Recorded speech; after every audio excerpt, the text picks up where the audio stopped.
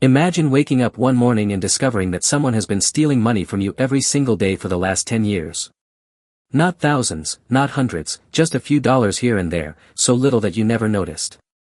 You'd probably be furious, you'd want to know who did it, you'd want it stopped immediately.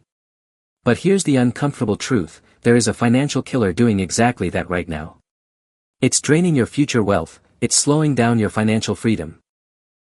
And the worst part? Most people never realize it's happening.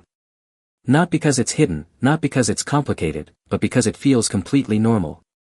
Today, we're going to uncover the silent financial killer nobody talks about, and once you see it, you'll never look at money the same way again. Most people believe financial success comes from making more money. Get a better job, earn a bigger salary, start a side hustle, grow your income. That sounds logical, and to some extent, it's true. But here's the paradox. Many people earning six figures are stressed about money, meanwhile, some people earning far less are quietly building wealth. How is that possible? If income creates wealth, shouldn't high earners automatically become rich? Yet reality tells a different story. Lottery winners go broke, professional athletes go bankrupt, people receive huge inheritances and lose everything. At the same time, ordinary workers retire with millions.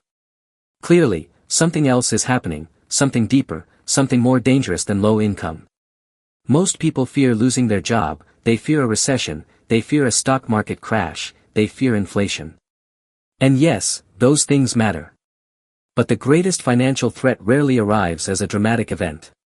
It doesn't knock on your door, it doesn't send a warning, it doesn't appear on the evening news. Instead, it quietly follows you every day, month after month, year after year. It slowly shapes your decisions, it influences your spending, it determines whether your future self becomes wealthy or remains stuck. The danger isn't one catastrophic mistake, the danger is 1,000 tiny decisions that seem harmless, because small leaks sink big ships. If this financial killer is so powerful, why doesn't anyone talk about it? Why isn't it taught in schools? Why don't financial experts constantly warn people? The answer is simple, because the killer doesn't look dangerous. In fact, it often looks successful. It looks like upgrading your lifestyle, it looks like rewarding yourself, it looks like keeping up with everyone around you.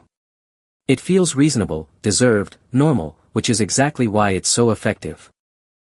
The silent financial killer is not debt, it's not inflation, it's not taxes, it's not even bad investments. The silent financial killer is lifestyle creep, the gradual increase in spending that follows every increase in income. At first, it seems harmless. You get a raise, you upgrade your phone.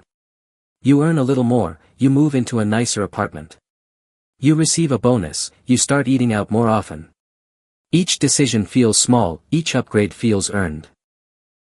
And individually, none of them seem dangerous. But together, they quietly consume every financial advantage you gain.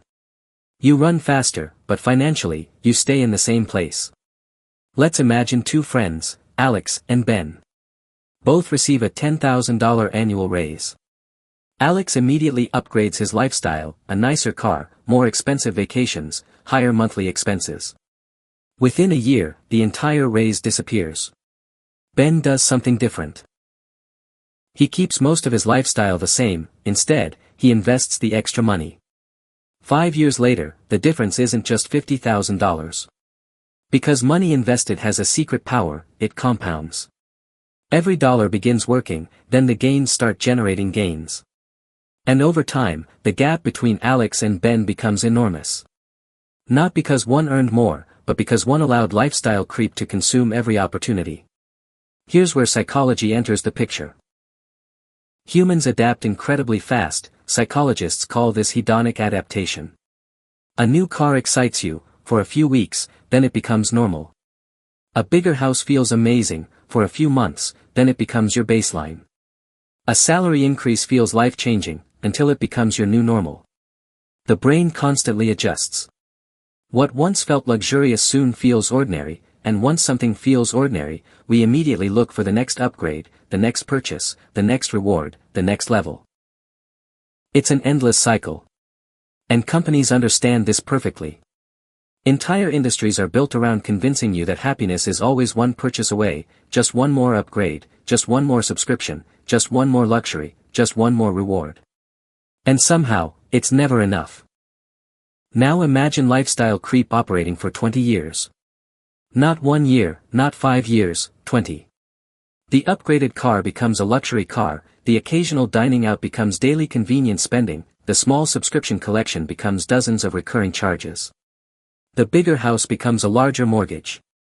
The raises continue, the spending follows. And eventually, something strange happens. You earn more money than ever before, yet you don't feel financially secure. You feel trapped, because your expenses have grown alongside your income. The golden handcuffs tighten. You need the paycheck, you need the promotion, you need the next raise. Not because you're building wealth, but because you've built an expensive life. And expensive lives require constant maintenance. This is where many people spend decades, working harder, earning more, saving little, wondering why financial freedom always feels just out of reach. The real battle isn't between rich and poor, it's between consumption and ownership. Consumers spend today's money, owners buy future cash flow.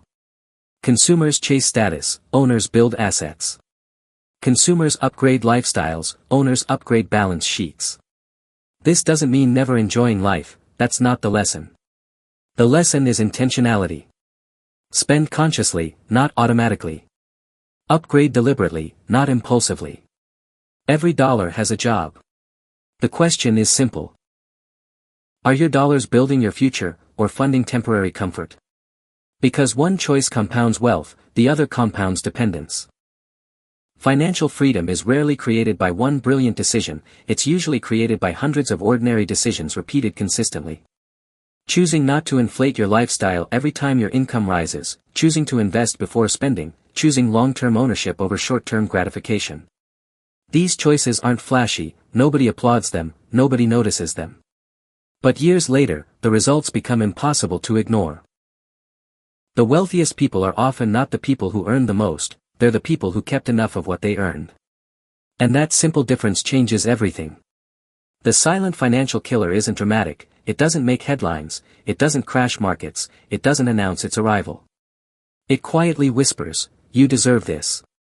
Just this once. You can afford it. And sometimes, you can. The real question is whether today's upgrade is worth tomorrow's freedom. Because every financial decision is a trade between present comfort and future options. The people who understand this aren't necessarily smarter, they're simply aware. Aware of the invisible force that quietly steals wealth from millions. And now, so are you. If this video changed the way you think about money, take a moment to subscribe. Because understanding money isn't about becoming rich overnight, it's about seeing the hidden patterns that control your financial future. And sometimes, one new perspective can be worth more than a lifetime of raises. So before you click away, ask yourself one question: what's one area of your life where lifestyle creep may be silently stealing your wealth? Think about it. The answer might change your future.